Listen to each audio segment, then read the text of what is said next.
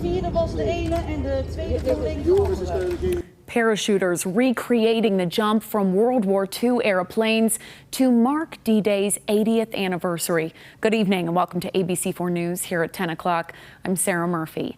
Right now, thousands of people are gathering in Normandy to mark a monumental moment in history this week. Our Brian McElhatton is there live with the story of an Army veteran's big dream, big heights, and how Utah helped him complete his mission. Brian. Oh, good evening to you, Sarah. It is 6 o'clock local time here in Normandy, France. A light rain is coming down and a slight breeze coming off the ocean right now. We're in the village of Saint-Laurent-sur-Mer. Took me a few moments to learn how to say that properly, okay? So give me some credit for that. But this village here, about 300 people live here, and it is typical of what you'd find dotting the Normandy coastline. Very old buildings, some cobblestone in the streets, and a lot of history here. And you can see some of that history right here. The signposts guiding us to various historic places in the area. The Normandy American Cemetery, which is just up the road here.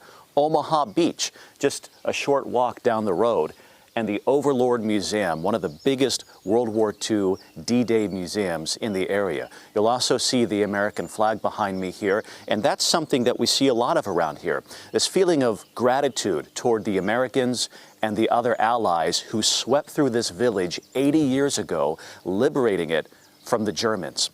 Now, I want to tell you about a veteran we met here just earlier, a veteran from America, a former Green Beret, who's on a new mission, and Utah helped him get there. It's how he's choosing to commemorate the 80th anniversary of D-Day, and I want to introduce you to him right now. Normandy is picturesque and pastoral. The morning sun begins to cut through the fog. On the beach, low tide and a gentle breeze. But in this moment, the scenery is changing, and people gather to remember and reenact. Bonjour, bonjour, bonjour. People like Kenneth Nishiori from Seattle. Specifically Vashon Island. He's commemorating D-Day by honoring his veteran grandfather and those he fought with. Hearing all the stories collectively, they're regular guys doing extraordinary things. And some people here have other extraordinary ways of honoring the occasion, like former Green Beret Kyle Daniels. I would love everyone to have a firebrand flag. A soldier turned entrepreneur, his firebrand flag company makes American flags that don't burn. The idea came to him after seeing flags scorched during protests. When I see the desecration of the flag, I'm just like, man, I wish there was a way we could have a flag that could just defend itself. A flag that could defend itself. That's where Utah comes in, and Colonial Flag in Salt Lake City.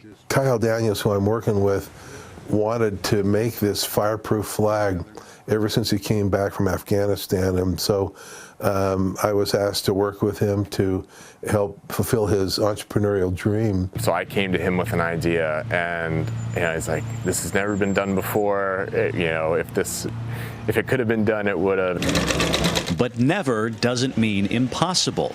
And stitch by stitch, the firebrand flags came to life in Utah. Which brings us back to the Normandy countryside, where those firebrand flags are on a very special mission, flying with Kyle and his companions as they parachute over Normandy in a military plane that delivered troops here on D-Day. It's a full-circle moment for Daniels, a way to honor the troops who came before him, defending this flag 80 years ago this week. It's hard finding the words. I think about the paratroopers who are laying in this cemetery here and that actually jumped on that day. I mean, those are the giants that I live in the shadows of, and I am extremely humbled that I got to do and really commemorate what they did on that day.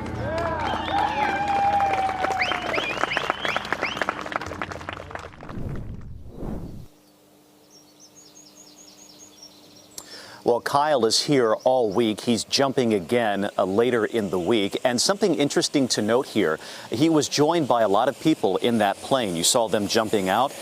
Some of those folks were actors from the Band of Brothers TV series, if you can remember that. They are commemorating the 80th anniversary as well. As a tour bus drives behind us, so many of them here as thousands of people flood these little villages to get a taste of the moment. And you can really feel it in the air here. The gratitude towards America, the Allies, the history, people dressing up in period costumes. We're going to show that all to you the rest of this week with live coverage from Normandy, France. I want you to know what we're working on. Tomorrow, you are going to see the American Normandy Cemetery. It's a beautiful American cemetery just above Omaha Beach, and we'll introduce you to the American who runs the cemetery and a woman whose grandparents donated the land upon which that cemetery sits. We'll also introduce you to members of the Utah National Guard who are here working the ceremony, commemorating the events, and we'll have more stories for you too all week long, live in our 10 o'clock newscast right here on ABC4. And as the rain lightens up a little bit, Sarah, the sun comes up here in Normandy, another day of commemorating D-Day here in France. Brian. For now, live in Normandy, Brian McElhatton, back to you. Thank you very much, Brian, for giving us a little bit of a glimpse at what you're seeing over there in Normandy. And we're looking forward to seeing you right back here on the live news at 10 o'clock tomorrow. Have a good evening. All right.